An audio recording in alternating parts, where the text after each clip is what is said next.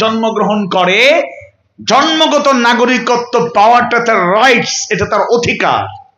কিন্তু আপনারা কষ্ট নেবেন না, ইসলাম অনুসরণ না করে, কোরআন সুন্নাহ হাদিসের ধার কাছে না এসে জন্মগতভাবে মুসলমানের ঘরে জন্ম নিলেই মুসলমান হওয়া যায় না।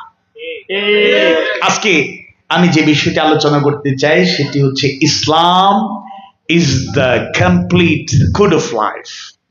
ইসলাম হচ্ছে একটা পরিপূর্ণ জীবন বিধানের নাম। আপনি যেভাবে জন্মগতভাবে মুসলমানের ঘরে জন্ম নিলেই প্রকৃত মুসলমান হতে পারবেন না, একইভাবে কিছু মানবেন কিছু ছেড়ে দেবেন, এরকম করেও প্রকৃত মুসলমান হওয়া যাবে। এক হলো আপনাকে ইসলাম মেনেই মুসলমান হতে হবে, জন্ম নিলেই হবে না। গরুর গোশত খাইলে বলবে না গরুর গোশত খাই আমি মুসলমান, গরুর গোশত খাইয়া মুসলমান। গরু টরু জবে হয়েছে তো আজকে নাকি? আলহামদুলিল্লাহ। মাহফিল কমিটি খুব